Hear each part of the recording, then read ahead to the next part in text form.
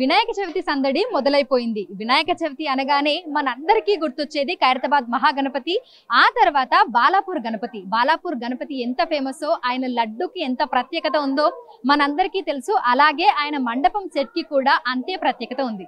ప్రస్తుతం మనం బాలాపూర్ గణపతి దగ్గర ఉన్నాము. ఈ ఏడాది స్వర్ణగిరి ఆలయాన్ని పోలినటువంటి మండపం సెట్ ని వేయడం జరిగింది. మరి ఇందుకు సంబంధించి పూర్తి వివరాలను మనతోటి పంచుకునేందుకు సీనియర్ డెకరేటర్ ఉన్నారు సుధాకర్ రెడ్డి గారు. మిగతా విషయాలను ఆయన మాటల్లోనే అడిగి తెలుసుకుందాము. నమస్తే అన్న. అన్న, అంటే ప్రతి సంవత్సరం కూడా బాలాపూర్ గణపతికి సంబంధించినటువంటి లడ్డు వేలంపాట కోసం ఏ విధంగా అయితే ఎదురు చూస్తూ ఉంటారో, మండపం సెట్ కి సంబంధించి కూడా భక్తజనం అదే విధంగా ఎదురు చూస్తూ ఉంటారు. మరి ఈ ఏడాది స్వర్ణగిరి ఆలయాన్ని పోలినటువంటి ఆ నమూనా తీసుకోవాలి అనే ఆలోచన ఎలా వచ్చింది? కమిటీ సభ్యులు అడిగారు, ఈసారి తెలంగాణలో ఉన్న ఏదన్నా టెంపుల్ వేద్దామని, ఈసారి స్వర్ణగిరి వేద్దామని అడిగారు వాళ్ళు. సరే, దాని విషయంలో స్కెచ్ చేసి రెడీ చేసి డిజైన్ చేసి అయితే తర్వాత ఓకే చేశారు. దాని తర్వాత ఇది ఒక 1 month నుంచి షామీర్పేటలో ఒక ఆర్టిస్ట్తో వల్ల వర్క్ చేసాము. ఒక 10-15 మంది ఆర్టిస్టర్స్, దీని 40-50 మంది వరకు ఒక 1 month అక్కడ చేసిన తర్వాత దాన్ని ఇక్కడ తీసుకొచ్చి ఇక్కడ 10 days నుంచి ఇక్కడ డే నైట్ ఇక్కడ ఒక 70-80 numbers డే నైట్ వర్క్ చేసుకున్నాము. మధ్య మధ్యలో వాన వల్ల కొద్దిగా స్లో అయింది, లేకపోతే ఈ పాటికి ఎక్కువ అయిపోవాలి. నైట్ నుంచి ఫ్లవరు సెటప్ క్లాత్ అంత వర్క్ నైట్ నుంచి వర్క్ స్టార్ట్ అయింది. సో మనం అంటే ఆ ఆలయ నమూనా అనుకున్నప్పుడు ఆ ఆలయం ఎలా ఉంటుంది, ఆ ఆలయ గోడలే కానీ లేదంటే అక్కడ ఉన్నటువంటి ప్రత్యేక విగ్రహాలైనా సరే, వీటన్నింటిని గురించి ఆలోచించి ఒక నమూనా అనేది మీరు వేసుకొని ఉంటారు కదా. సో ఆలయానికి వెళ్ళి మొత్తం అదంతా చూసిన తర్వాత ఒక అంచనాకు వచ్చారా? ఒక్కసారి ఆల్రెడీ అంటే కమిటీ వాళ్ళు అడిగిన తర్వాత ఒక రోజు వెళ్ళాను. ఒకసారి వెళ్ళి అక్కడ ఏం వేస్తే బాగుంటుంది అంటే, ఓన్లీ ఈ గుడి మొత్తంలో ఈ పద్మనాభ స్వామి స్టైల్ విగ్రహాన్ని వేస్తే చాలా బాగుంటుంది అనుకొని ఆ విధంగా పద్మనాభ స్వామిని ఒక 6 మంది కళాకారులు 15 రోజులు చేసి ఈ బొమ్మ రెడీ అయ్యింది. దీని తర్వాత స్ట్రక్చర్ ఒకటి తయారు చేసుకుంటే ఒకటి ఈజీగా అంటే నెల రోజుల ముందు నుంచి ఈ మండపం సెట్ నిర్మాణం ఇదంతా కూడా ఎలా చేయాలి ఏంటి అనేది పనులు మొదలు పెట్టేశారు. అవునండి, 1 month నుంచి కంటిన్యూ వర్క్, ఒకటి ఇంకొకటి టైప్ ఉండి వర్క్ అంతా 1 month వరకు చేశారు. ఎంతమంది కళాకారులు ఈ పూర్తిగా ఈ మండపం సెట్ నిర్మాణంలో పాల్గొన్నారు? కళాకారులు ఒక 6 మంది కళాకారులు ఉంటారు. దీనికి ఒక 40-50 మంది ప్రొడక్షన్ తీసేవాళ్ళు వీళ్ళు కలిపి చేస్తే ఇది 1 month నుంచి కంటిన్యూ చేస్తే ఈ రోజు వరకు ఇంతగానం అయింది. తర్వాత వర్క్ ఇక్కడ తీసే ఫిట్టింగ్ వాళ్ళు ఒక 80 మంది డే నైట్ ఒక 10 days నుంచి సపరేట్గా ఈ టీం సపరేట్ ఉంటుంది.